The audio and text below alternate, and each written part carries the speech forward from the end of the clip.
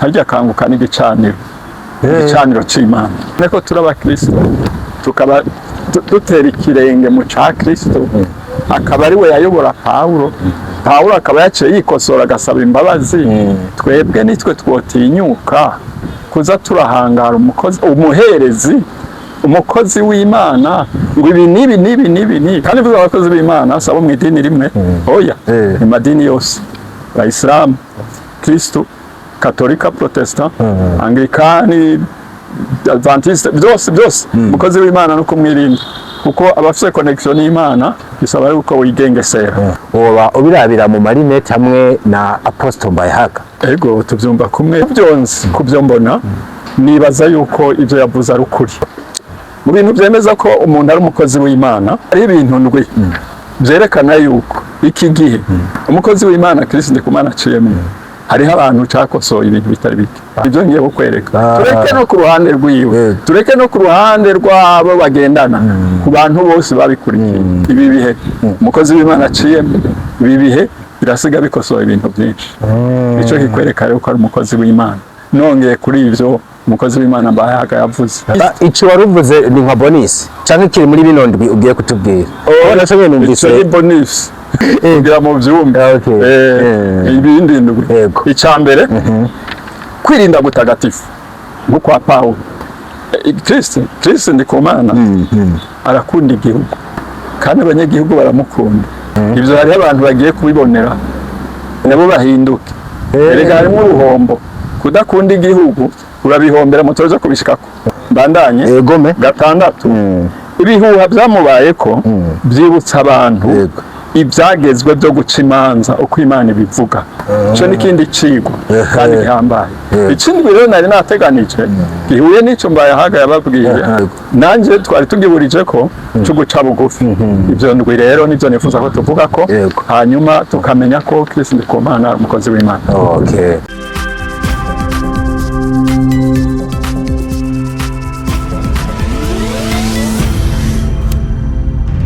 Dico Entertainment. Ladies and gentlemen, be blessed wherever you are. Imana ibahezagire cyane. Murumugisha ko mwahisemo kubana natwe nongera ko bakengurukirana ntajyo uburyo mufata akanya mukabana natwe mu biganiro nka bino. Ndagarutse meze neza cyane mu bushobozi duhabwa n'uhoraho. Yababwira nti muteramane natwe vyanka zakunda n'inyigisho nyuma y'izindi noneho tugashiramwo na vya bindi byose mwa mukenewe. Ubona yuko kuno kwezi no mwino misi cyane cyane ko turagaruka ku bintu bijanye no kwigishanya kugira turushirize gutahura biciye mu kwigishanya kw'ijambo ry'Imana. Je niko ndi kuri Leonce de San Doctor of Love Deacon the ambassador. Numva nezerewe cyane kongera kwakira uno mushitsi w'iteka kuko abenshi baramukunze mu kiganiro kwakoranye bavuga ngo azongera nagaruke yitwa Desire Gaiga numwe mu bantu bamaze gukura cyane mu by'impwemu noneho akaba umwe mu basonyi ba Bibiliya ku ruhande rwagutse eka sije nyene kubera asanzwe ari umwigisha w'ijambo ry'Imana noneho mu bijanye n'izindi nyigisho no kwita rusangi akaba umwe mu bantu bize communication akaba ayifisemo na lisansi. Impamvu mba nciye hano hantu kwari kugira mumenye neza umuntu tugiye kuyaga mwumve yuko ijyagiye kuvuga bifise naho biva. Ndabaha ikaze kandi mu kiganiro nka kino. Murakoze cyane gusubira kuntumira ariko gusa sino kwemeza ngo ndakuze cyane mu by'impemu ndi ku rugendo ndagerageza nk'abandi kugira ngo Imana igumpingirira neza nayo ubundi ndagera hagaragara ariko Imana ishimwe jewe nshobora kuba nanabivuze ntabikwiye kuri jewe ahubwo nagiye mbona ibyiyumviro byagiye bitangwa n'abantu harimo abantu banini imbere bashobora nyene nabo nyene kuba bino bintu babitahura batanze ibishinga ntaye byiza ku kiganiro watanze abenshi bagenda bagaruka ku ijambo ngo uno muntu ari mu Imana umva rero sinoreka gushingira ntaye by'abandi nabonye bavuga Imana ishimwe cyane cyubahiro n'Imana. Atubwira ko twihuse cyane abakurikiranye ikiganiro twagiciye tugeze ahantu ndakubaza ikibazo nti uremeza neza yuko uno muntu yitwa Kristo Ndikumana yoba ari umukozi w'Imana abushitse nawe uragira ati mu by'ukuri n'umukozi w'Imana ndabyemeza ariko nagize Imana uno mwuga ndiko ndakora nize wawize imbere yanje hari ikintu bavuga burya ngo kugira information cyane inkuru byiko ko ari ya nyayo bisaba ibifise ibimenyetso ibyo abandi bita source verifiable canke mu mvugo yumvikana bikaba ifise ibyo bita fact. Hano havuye ikintu citwa fact checking. Nshaka gushika iyo uvuze ibintu ukavyemeza gusa udafise ibimenyetso bishobora kwitwa ikinyoma. Kumbure ko udukundiye nk'umuhinga kandi uza kutwemerera ukatubwira bimwe mu bintu abantu bofatira ko n'ibyo nibagije kugira bemeze neza na neza canke nibabona n'undi muntu ameze nkako bazovuge tuno umuntu n'umukozi w'Imana ntibigomeye kuri Kristo Ndikumana gusa. Ariko urankundira ninjirire hano hantu mu kiganiro nakoze mu 2024 uwitwa Kristo Ndikumana n'ubundi yahejeje gikorane ahitwa Duwara havuzwa amajambo menshi asa nayo karavuga uno munsi usibye ko uno munsi novuga byageze ku rundi rugero. Ngira nakoranye na nyakubahwa Apostle Isidore Mbayehaga namubajije ibisa n'ivyo ampa ibintu bitatu. Arambwira ati ahantu uzobona umukozi w'Imana cyangwa icemeza ko Kristo Ndikumana n'umukozi w'Imana nzima ati ni umuntu w'akarorero mu kintu cyitwa guca bugufi. Ariko kandi bino bintu byateye y'abakozi b'Imana benshi usanga havugwa ko amadosiye yo kuja mu bagore. Kristo Ndikumana sinigera ndamwumva ku bintu byo kuja mu bagore. Anagaruka no ku kindi kintu ati harateye ibintu by'ivyubahiro aho usanga bamwe babacunze bandi ugasanga bisaba gaye dekoro. Ati kino kintu hari ico murabona kuri Kristo Ndikumana.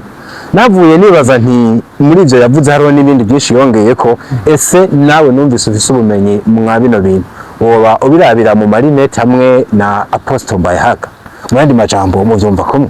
Ego tuvyumva kumwe ariko Kristo Ndikumana je ndamuzi cyane bituzinanye. Yego ndamuzi kurya musanzwe mumubona mu nyigisho no muri Kanguka. Yego naho gusa mu byo hanze je ntaho tuzinanye ariko kubyonzi kubyo mbona nibaza yuko ibyo yavuze ari ukuri.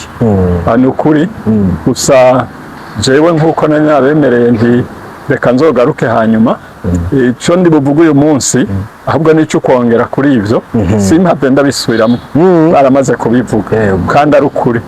Twoba turiko turirengagiza ibindi reka jewe nje nongera ku ibindi ni makanya. Yego akanya ni gwanyu burya akanya ni gwanyu. Yego mu bintu byemeza ko umuntu ari umukozi w'Imana hariho ikintu abantu benshi badakunda kwitaho kandi ari cyangombwa cyane.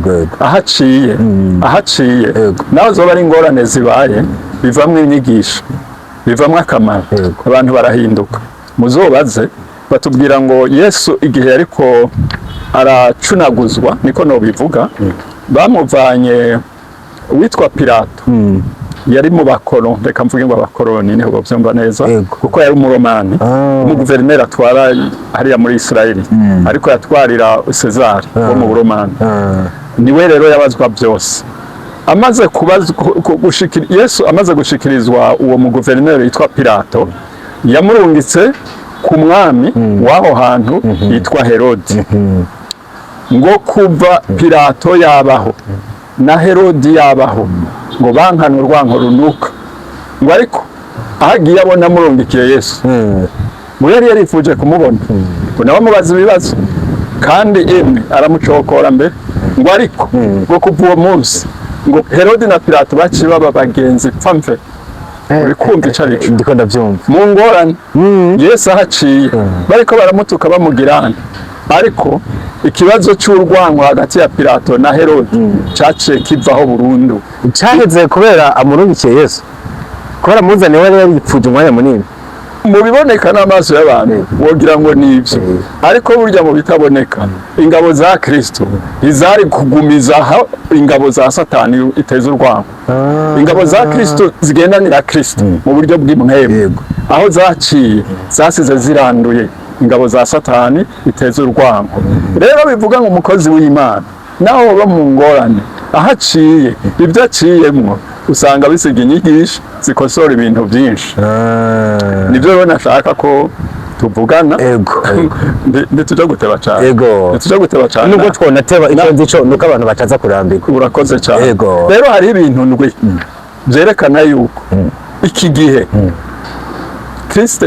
Kristo Ndikumana aciyemo iki gihe umukozi w'Imana Kristo Ndikumana aciyemo hariho abantu cyakosoye ibintu bitari bike. Hari ibintu cyakosoye bitari bike. Yego nibyo ngiye kukwereka. Tureke no ku ruhande rwiwe tureke no ku ruhande rwabo bagendana ku bantu bose babikurikiye. Ndakumenye impamvu arutangiye uvuga inkuru ya Pilato. Yego aho Yesu yaciye urwango rwari hagati ya Pilato na Herode rwacerwa rukubura baciye rupfaho baca baba bagenzi ngo bahora bazirana rero ibi bihe umukozi w'Imana aciyemo, ibi bihe birasiga bikosoye ibintu byinshi. Icyo kikwereka rero ko ari umukozi w'Imana. Nongeye kuri ivyo umukozi w'Imana Mbayahaga yavuze, reka ntangure icambere cyangwa ndabivuge list. Ico waruvuze ni nka bonus cyangwa kiri muri bino ndwi ugiye kutubwira? Nashoboye numvise ico ni bonus. Ico ni introduction nkuko bivuze kugira mu byumba. Ibindi ndwi icambere kwirinda gutagatifu nkuko kwa Paulo. Ico kirabaye mu Barundi n'Abanyarwanda n'Abanyekongo n'abantu bose bumvise aya makuru. Hari abamaze kugera ku rwego kumenya agaciro ko kwirinda, turaja kubishikako. Kabiri ukwirinda gutagatifu nkuko amarayika Mikayeli turabishikako. Yego, mvuze kwirinda gutagatifu kubiri. Yego, icya gatatu Kristo Ndikumana arakunda igihugu kandi abanyagihugu baramukunda. Ibyo hari abantu bagiye kubibonera nabo bahinduke. Erega harimo uruhombo kudakunda igihugu, urabihombera mutoza kubishikako. Hanyuma kane mbandanye. Yego, ibizazane byiwe yaciyemwo byibutse ico bita combat spirituel, intambara yo mu mpemu. Hari abantu bazoyimenya kandi bamwe baramaze kuyimenya, turaja kubishikako. Ico ni cyakanga, ici ni cyakane. Icya gatanu turaraba uturero tw'amakomba spirituel agiye araba mu bantu muri iyi minsi kubera ico kibazo. Bandanye. Egome. Gatandatu ibihuha byamubayeko byibutsa abantu ibyagezwe byo guca imanza uko Imana ibivuga. Ico n'ikindi cigo kandi gihambaye. Ikindi rero nari nateganije gihuye n'ico Mbayahaga yababwiye nako mumbabarire nawe sije namugize apotre Imana ibabarire. Yego, ico umukozi w'Imana apotre Mbayahaga yababwiye. Yego, nanje twari tugiburije ko cyo guca bugufi. Ibyo ndwi rero nivyo nifuza ko tuvuga ko hanyuma tukamenya ko Kristo Ndikumana umukozi w'Imana. Okay, wow, kugira ngo byumve neza ndabisuramwe nihuse. Icambere bavuze ngo ukwirinda gutagatifu nka Paulo kwa Paulo. Icya kabiri ukwirinda gutagatifu nka marayika Mikayeli. Icya gatatu arakunda igihugu kandi yubatse igicaniro c'Imana. Icya kane ibizazane byiwe byibutsa komba spirituel. Icya gatanu komba spirituel zo muri no minsi. Gatandatu ibihuha byamubayeko byibutsa abantu ibyagezwe byo guca imanza. Ikindwi wahagaze ku kintu citwa guca bugufi. Imana ihumugisha. Amwishuri ngira ngo barabimurika kwe nareka kwamba mbo wa mbere buri gihe ariko sinarenga aho hantu cyane. Imana ishimwe kwe. Yego, nuko ntangure cyambere. Yego, ukwirinda gutagatifu kwa Paulo ni cigwa kigiye kuba mu bantu mu Barundi cyane cyane no mu bihugu duhana imbibe tuvuga ururimi rumwe. Yego, turabisanga mu gitabo cy'ibyakozwe n'intumwa igice cya 23 kuva ku karongo ka 4 gushika ku ka 5. Yego, kana karorero mugira mu nyumvirize.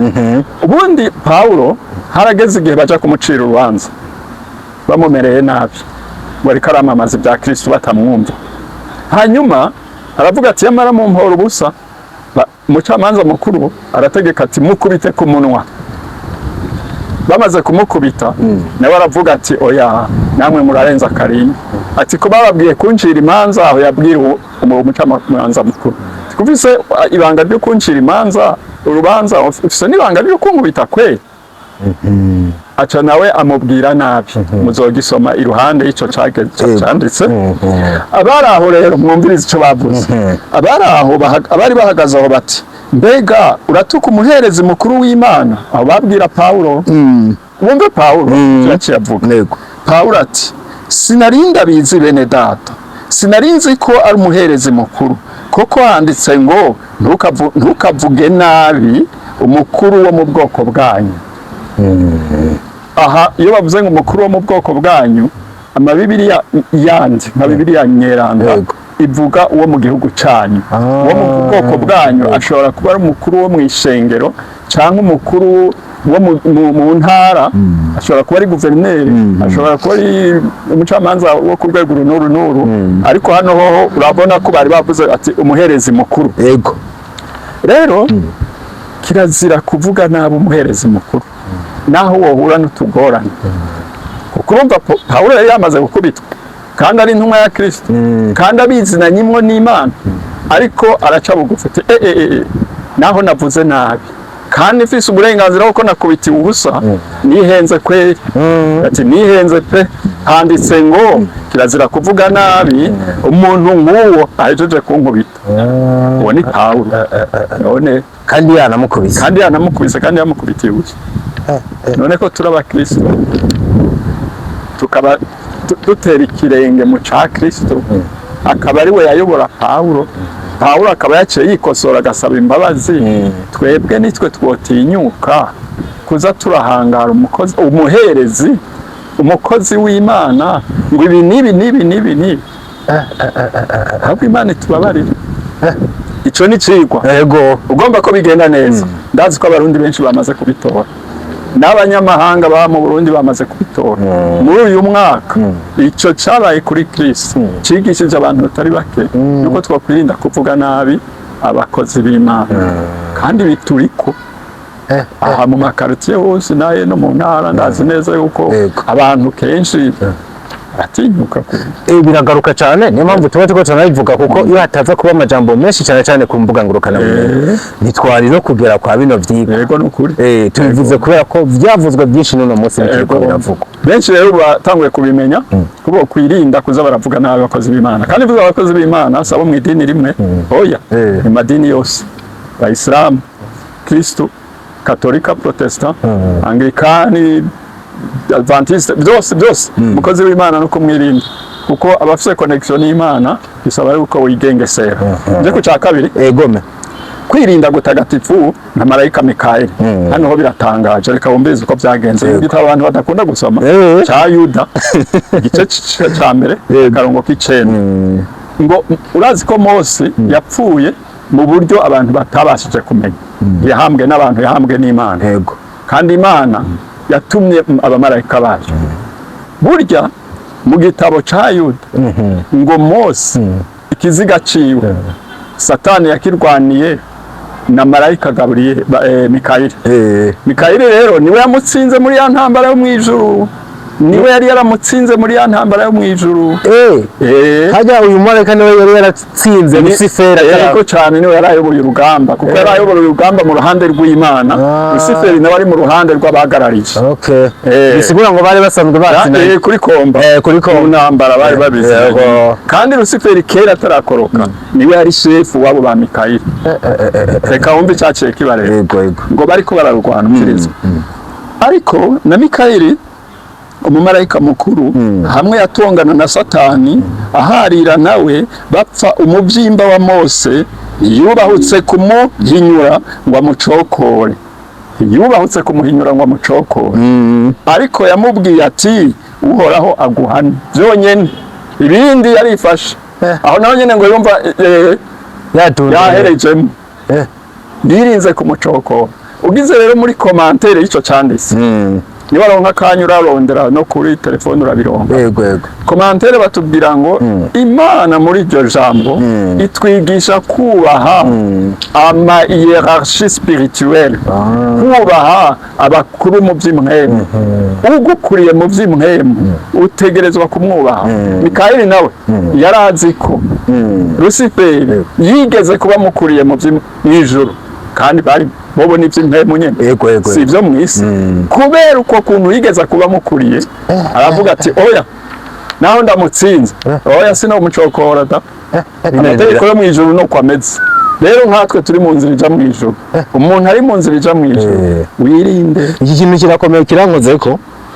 wirinde ukuntu atubahutse ngo amucokore cyangwa amubwire amajambo yiboneye kandi azi neza ko yamaze no gukororwa ari shetani yarakorose kera wewe yibereye mu ijuru ubundi ari kuzimu ariko aho bahuriye aravuga atoya ndamutumye Imana jewe byose no ico bita rero kubaha uburongozi Imana nivyo ikunda aho ni mu buryo bw'imwemu ariko kumbure no mu buryo bufatika ni kimwe ngira nimuke yego birumvikana kandi ndazi ko abantu numva byisiguye batumva nta bagije byinshi ngo nuko ntabifise ahubwo mba numva wabisiguye neza Imana igumugisha gatatu amen umukozi w'Imana Kristo arakunda igihugu kandi yarubatse n'igicaniro harya kanguka n'igicaniro c'Imana ni igicaniro c'Imana nuko gusa kiri online nkuko babivuga abubu ahanini kiri ku rubuga nayo ubundi ni igicaniro yakijya nk'isengero none ko abantu bagikiriramwo none ko gitunganye gikorana ukabona abantu ni benshi baruta n'ababoneka ku mashengero afise aho yubatse urumva atari igicaniro c'Imana rero amavuta yabubaka igicaniro uyumva hano nakanditse mu Gifaransa kugira ngo tukumve neza mu Kirundi karumvikana ariko hano karapikamo neza banza ukavuga mu Gifaransa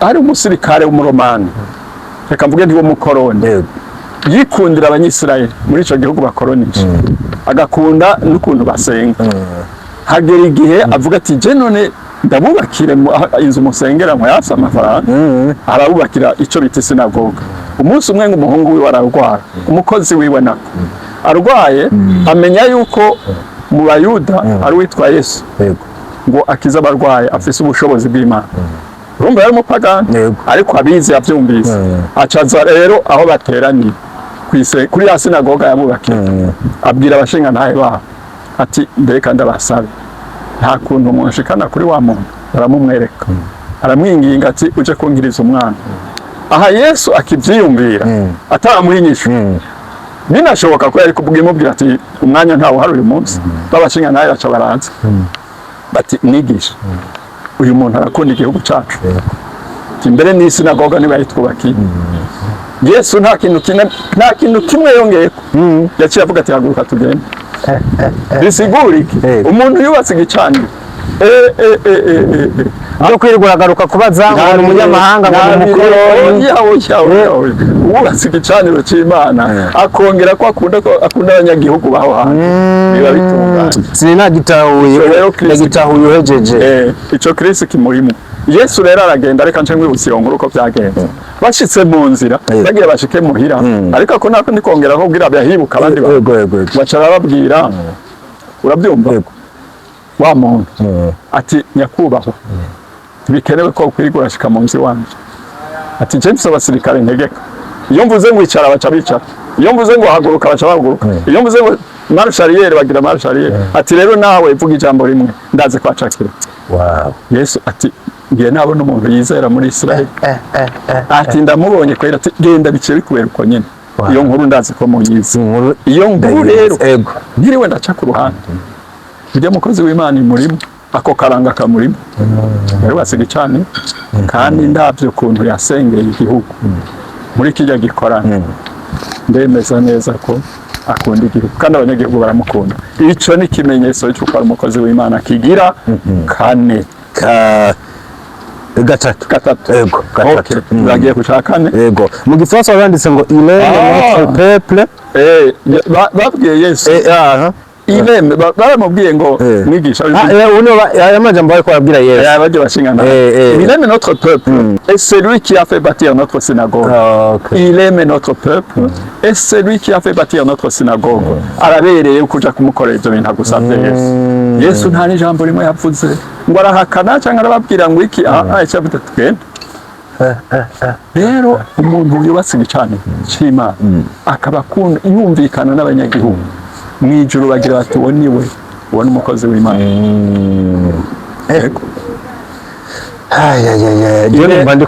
il aime notre peuple et celui qui a fait construire notre synagogue karahimbaye kose ako kantu ndumva karyoshe arakunda igihugu cyacu kandi niwe yatwubakiye synagogue arakunda igihugu cyacu kandi niwe yatwubakiye eglise arakunda igihugu cyacu kandi niwe yatwubakiye chapelle arakunda igihugu cyacu kandi niwe yasengeye abantu bacu reka noneho nimukire no mu yandi madini arakunda igihugu cyacu kandi niwe yatwubakiye umusigiti aho mba bitahimbaye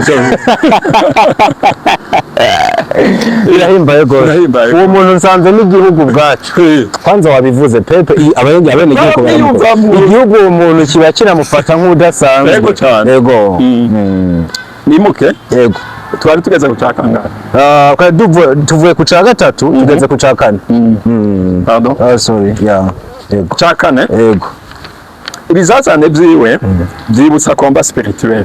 Combat spirituel no kuvuga intambara yo mu mpemu. Bene uwo muntu yagize ibizazane yari umukozi w'Imana. Ibizazane byiwe bibicigwa kirera abantu. Amfite usanga aho kuba ingorane ari nka examen, nka test, ikibazo aciyemwo kugira kimwongere igrade. Ngira nsome wumve. Yego. Umuntu yaciye mu bizazane bikadusigira icigwa gikomeye cyane. Uraja gutanga umukozi w'Imana Eliya byanditse mu gitabo nibagiye kuhavuga. Mu gitabo cya kabiri cy'abami igice cya mbere akarongo k'icumi mbere na 12 niko basubiyemo sinakarinza kugasubiramo 12 wumve umukozi w'Imana Eliya yagiranye ikibazo n'umwami. Umwami acategeka yuko baja kumufata bakamuzana bakamuhana. Eliya acayidugira ku musozi ahantu baca barungika umugabisha w'ingabo 50. Urumva sinzi uko bayita iyo groupe y'abantu 50 mu basoda, ariko urumva ni equipe itari ni equipe nini abasoda umuntu umwe bakondera umuntu. Noneho bashitse munsi yako kuri ako gasozi. Umusirikare avuga ati muntu w'Imana umwami aratutumye ngo tuze tukujane ibwami. Wumva inyishu y'abahaye.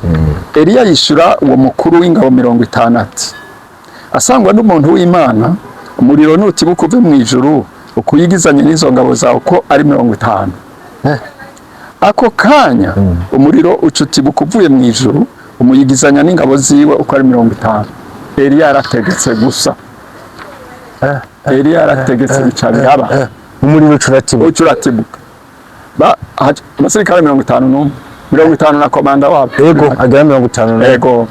Rero kuri 12 erega yarungise ugira kabiri bica biba gutyo nyine. Ariko wa gatatu yaciye aca bugufi wewe mu Imana kiramubwira ati wakaciye bugufi mureka agenda. Bumuherekeze mu jana. Amakuru rero ambwira ngo ibizazane numva ayo makuru ambwira ngo ibizazane by'umukozi w'Imana iyo bibaye bitwibutsa cyangwa byibutsa abantu combat spirituel, intambara yo mu mpemu. None umva Eliya yarwanye mu mpemu gusa. Yarategetse aravuga ati ko ndi umuntu w'Imana umuriro w'Imana utibuka kuyigiza ubuturane n'izo ngabo zawe ko ntiyigeze asohora imyampi kumbure barasane nabo basoda basubirwanisha byo mu mpemu gusa yigwanira mu mpemu. Combat spirituel kuri byumva. Bene rero bishikiye umukozi w'Imana byibutsa abantu combat spirituel. Combat spirituel ivuye kuki ndaja kuhakubwira. Yego. Byibutsa abantu combat spirituel kuko bijya navyo ni attaque spirituel. Bijya mubaye ko ni na attaque spirituel. Ambwa birumvikana. No kuvuga Syria ina attaque spirituel no kuyigwana. Ni wigwana spirituel. Yego cyane. Ntangira utuma combat spirituel. Turiko turaba noneho kubera biki. Mbega ubundi combat spirituel ziva kubiki kubera iki? Ziva ku makuru spirituel nyene. Abariko aracicikana ko hirya no hino. Bavuga iki? Urumva abamuremantanirije bamwagirije. Canke kamvuge nti iyo nkuru yabaye ivuga ngo akorana n'impemu mbi. Impemu mbi. Kumbe hari impemu mbi. Impemu z'abafrimasoni, impemu z'abazimu, impemu z'indabizi. Ivyo byose rero abari maso hirya no hino mu mashengero ubu ndazi neza ko bariko barakora combat spirituel. No kuvuga imeze gute nka karore yo gusenga. Ngiye kukubwira ega nta birebire bakora ngo Eliya yari umuntu nkatwe ariko yahagaritse imvura imyaka 3 n'inoso kandi urumva ko yari kuri umuriro baje kumutera mu munota umwe. Nuko bakorana abantu bavuga bati umva nihaba hari umwana atanga ikimaze nihaba hari abantu batanga nifashishije ijambo riri mu gusubira mu byagezwe uraharaba 18 bakarongo k'10 gushika kuri 12 haratubwira ngo uze mwirinde gutanga ibimazi ku bana b'abantu, muze mwirinde kuragura, muze mwirinde ubupfumu, muze mwirinde uburozi, muze mwirinde uco bita ubwabuzi. Uze mwirinde abahamagara imizimu, uze mwirinde ivyo byose uko byanditse muri ico gitabo. Rero bagifatira muze mwirinde kandi nguhindura ubuyabo canke kandi gako akanako narengeje gukorana n'abafirmaso ukorana n'abatamplier ayo n'amaordre secret y'abasenga basenga mu buryo bw'umwijima. Si frimaso gusa, hari ivyitwa tamplier, hari ivyitwa framason nkuko twabibonye, hariho n'ibintu byinshi. Rero bijya byose ubu abari mu mpembe baba bumva yuko ashobora kubataka y'ivyo yova ntawuhazi, bagaca basenga bavuga bati ndi umwana w'Imana. Mbega ikikubwira ko umwana w'Umwana niki? Nkuko uyu mugabo erega Eliya yatsinze kuko ari umuntu w'Imana. Ahubwo nyine hari ikintu ntatahuye neza, ari abantu babivuze neza ati yari umuntu nkatwe, ariko urumva ko yakora ivyo bintu yamenye gute nk'ubu ategeka ngo umuriro nukoroke, yari yizeye kwera yuko ujya muriro uza gutibuka, yari yizeye gose. Okay, ni iki cyamushoboza Eliya kugira uko kwizera kw'ikirenga hamwe yuko yumva ari imbere y'abasika 50 aza guhamagara umuriro gacupa. Yari amaze kumenya ubushobozi bw'Imana n'ingabo zayo hanyuma akabazi yuko nk'umuntu w'Imana mbere woshaka ukemeza ko yarahagarariye Imana muri bijya bice byose yararimo. Yarahamagara Imana, yarahamagara ingabo zo mu ijuru, yarahamagara Imana igatabara. Yarabizi byari bimaze kuba kenshi, yego cyane yari bimaze kuba kenshi. Niyo mpamvu yabivuze atabwoba. N'ubu rero hari abafite ukwizera bizera atabwoba. Ubabwiye rero uti habonetse umukozi w'Imana, yigira umukozi w'Imana ariko akorana n'imwemu zo mu mwijima, hariho abakubwira bati yo icyo si ikibazo. Yego benshi cyane. Ahubwo icyangombwa nuko tubimenya. Biriza ubusa rimwe, kuko ijambo ry'Imana rivuga ngo hari imwemu zikurwaho no kwiriza ubusa no gusenga. Biriza ubusa rimwe, ku mugoroba bacavuga ati turabana b'Imana, turahamagaye umuriro wo mwijuru kumwe kwa Eliya, uturira iyo mpemu y'abafremaso icisha kwizera. Bisigara amajambo n'ubu nabo bashaka kumucekinga, kuko niyo mpamvu twazanye bino bintu umuntu yofatirako. Bashaka kumucekinga rero gute mu Kirundi basha kumusuzuma kugira bamenye yuko ari umukozi w'Imana nzima nk'ubu nka Kristo. Nabivuze ubushize hari ngo bari banyeganyejwe ngo baragira amakenga ngo kumbe umukozi w'Imana ngo wasanga nyene ngo atera nk'ubu nabo boca bafata nk'igifungo cy'umunsi ngo canke hari ubundi buhinga bokore canke bogenda ko bino bintu nduri kuratubwiye kugira bicare bavuga ati ubu twarabyiboneye wa umukozi w'Imana nzima ko. Ibyo gucekinga mu bisanzwe binakenewe. Oya kweli ibikenewe ko umuntu bamucekinga. Ndashaka kukubwira aho ebo musuzuma ego nako ibikenewe ko bamusuzuma. Ndashaka kukubwira igituma, kuko iyo bagiye mu byo gusuzuma baca bagwa mu wundi mutego wa Satani. Ngiye kukubwira noneho ko ngingi kurikira icyo bakora, barasenga gusa, bagasenga Imana nta kujya kwa Eliya. Biyizeye bafite icyizere, bizeye Imana, bagahamagara umuriro w'Imana ugaturira impwemu zose. Rega nibyo bitunze abantu. Naha mu gihugu haba ibizazane bikagenda yego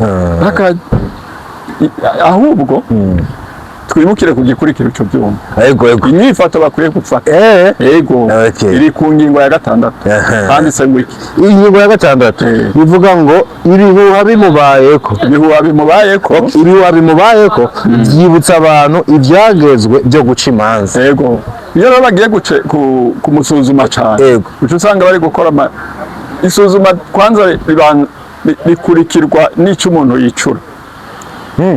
Babanza kwicura umuntu, igihe bariko baramwicura ugasanga bariko baravuga ibihuha nibi ugasanga baguye mu mutego wa Satani. Si byiza rero, ahubwo wumve icyo Imana ivuga mu gitabo cyo Kuvayo igice cya 23 akarongo kamwe ka mbere.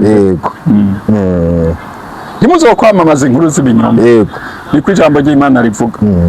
Ntihazogire wifatanya n'ikigaba mu kuba icyabona cy'ibinyoma.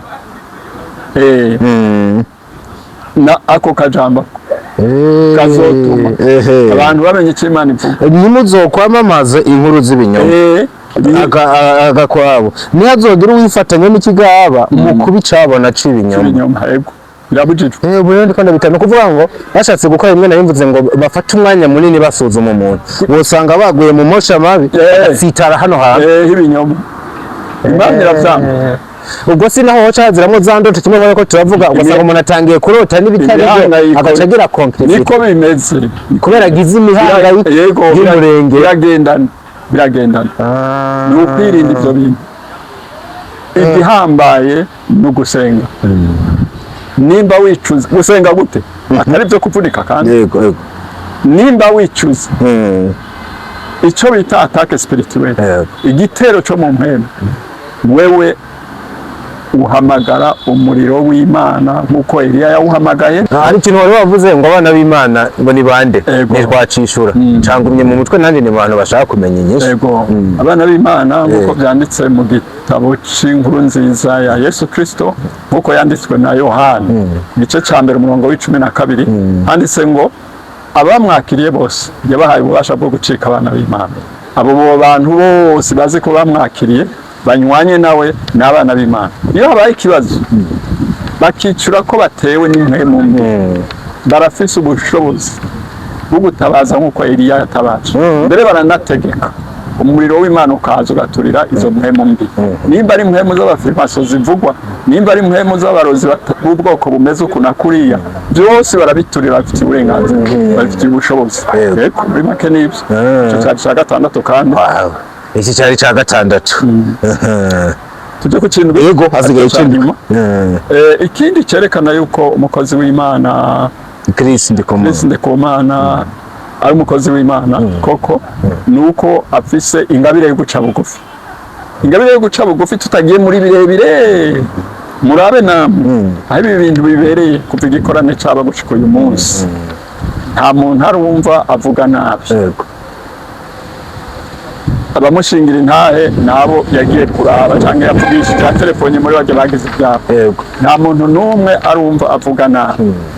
None icyo si kimenyetso cy'uko aciye bugufi womenga aradutahura uko tumeze akagira ati aba bantu Mana bahariye ntibazi icyo bavuga ko muri bazonahinduka kuko no guca bugufi kwerekana umukozi w'Imana. Icyo kintu nanjye nacibajije ko muvuza agomba kimwibukije afise ama platform manini cyane ni nawe wa mbere mu gihugu afise ahantu yovugira afise ibinyamakuru yovugira cyane ashatse akanabihemba mugabo siningera mbona hagurutse nk'ubu ngo ageragira icyo ashikirije kwa bino bintu kano gacerere kiwe gasiguye guca bugufi. Yego guca bugufi umukozi w'Imana yitwa Dawidi yaragiye ariko arahunga umuhungu wiwe yitwa Absalom ashitse ahantu haza umuntu aramutuka kandi ari umwami aramutuka cyane. Abaofisiye biwe baravuga ati mwami do uburenganzira tukice kari akagabo. Aravuga ati reka ati burya usanga ari Imana yamutumye ati ngiye kubaho ukakubwira arabitahu ati burya ni Imana yamutumye ni mu mwihorere mu mureke muri ico bita guca bugufi nico rero utahura ibihe ukihorera uti imvura igwa idahita izohita uko no guca bugufi kandi n'ingabire Imana yarikuye ko kuduha natwe ngabire dusaba abantu benshi bariko barayibona bariko baramwigira ko haje bitari bito ariko urakoze kandi wow numva no gushimira cyane ngije impinduwe imbere ko dutandukira nibaza no kuco tuza guhereza ko ndanezerewe cyane ndanakunze uburyo watanze ibintinduwe hari nishigeze gutera induru mwabino nyene ngo giharuro gatandatu ngo bavugije inzamba bagarukiza kuri gatandatu sinabigaruka ko nisije ndende mugabo giharuro ndwi koko grafse nico gisigura burya ngo ni giharuro c'Imana sizo nambwe muri biraje sindabiverifia burya ngo giharuro ndwi ngo kigaruka incuro majana 777 muri bibiri uzomfasha ico kintu ijambo ngwindwi kigaruka incuro majana 7 mu bintu byinshi mu ijambo ry'Imana kandi ni giharuro c'umugisha iconze cyo avugwa kenshi cyane giharuro hamwe n'ivyo rero ari ikintu gisa n'ivyo nahereye ko ntari navuze kuri Apostle Mbayahaga ibyo muvuze byinshi binteye n'ubundi kwibuka ikintu twigeze kuyaga arambwira ati uteranije ibyo bintu byose nabinuvuze gushasha atari yavuze atahubwo womenga Chris Ndikumana yarakwiye kuronka nka passeport diplomatique ati kuba ari mu ambassadeur w'ijuru yamwise ngo mu ambassadeur w'ijuru atakaba no mu ambassadeur w'igihugu no mu makongo ikintu cyo mbona gute bavuze ko afise igicaniro, ahantu bavuze ikintu cy'igicaniro nakunze, arakunda igihugu ngo kandi yubatse igicaniro c'Imana. Ingingo ya gatatu wavuze arakunda igihugu kandi yarubatse igicaniro c'Imana, igicaniro cakanguka nico nagombye kuvuga. Yego, kandi kirafasha abantu. Hanyuma ibyo za passport je ntabintu bivuga ko ibintu byo muri diplomasi ngira ngo ariko reka passport diplomatique. Yego. Barazitanga naco no bivuga ko ibyo bwo abo kandi kindi nibaza namba igihugu kimwemera mu burenganzira bwo gutunganya bino bikorwa muri igihugu kiguhaye ibyo navyo nyene ni privilege. Reka igihugu n'abandi kirabaha uburenganzira bwo gutunganya ibyo bikorwa ahubwo reka nkubwire hari akantu kumbure no kongera kuwa gatandatu heze ni musi kuwa gatanu.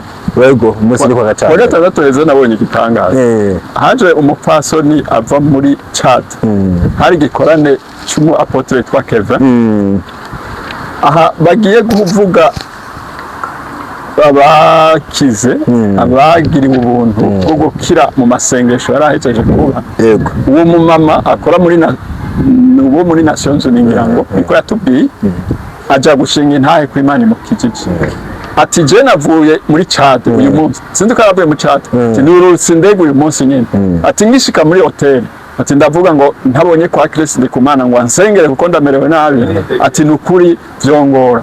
Ati abanyakiriye ati bambwira ati ahubwo ntiwo murongo bati ahubwo reka tukujane kuwitwa Apotre Kevin ari gikorane. Ati nuko twaje sinigeze nduka muri hotel. Ati none Imana inkoreye igitangaza. Ati ubutaka bw'Uburundi ati burahezagi. Ati mbonye igitangaza nakize.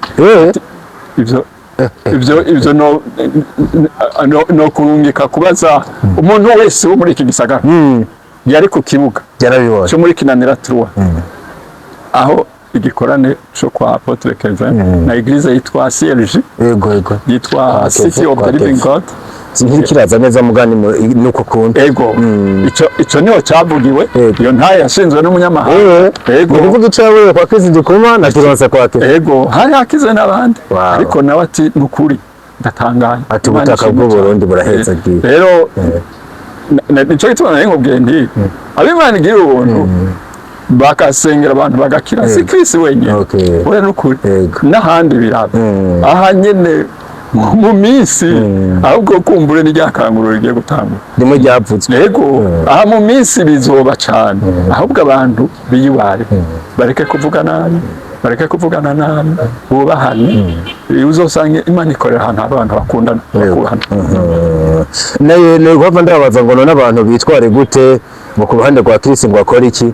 Numvise wabinyishuye ntarabikubaza hari ikintu wokongera ko kuri ico kibazo nariko ndibaza nino minsi uteranije ibyo byose Kristo yakora iki abandanye yifata ariko inyifato ze wazivuze cyangwa abantu muri rusangi bafata iki rero nka konkirizo bafate ko amahoro mu gihugu amahoro ntabwo hari mu mashengero n'amahoro abakozi b'Imana baramahoro. Yego nukuri basanga Imana ko bahora birinde ibyaha kuko ari byo n'ubundi bamatwigisha birinde ibyaha bakorera igihugu bubahe za nzego zine kumwe twabivugana wa munsi sinzi kuzibuka. Yego, ya marobino ntibayatsitare ko yamarobino nayo bundi Imana yihereke umugisha igihugu nibyo kabisa. Mukozi w'Imana numva no gukengurukira cyane. Murakoze. Ndi umwe mu bantu ikiganiro kiza kuryohera abandi cabanje kuryohera kuko je nkunda kuvuga ngo iyo nakiri umuntu muzima abandi baza kwiga nanje nabanje kwiga kuko nanje ndacara umuregwa kandi ndi muri societe naje nkeneye kubamwe. Numva no bakengurukira rero kuba mwatwubatse kwa runo rugero. Nkunda kuvuga ngo nta muntu afise umugisha tukenera n'uwundi.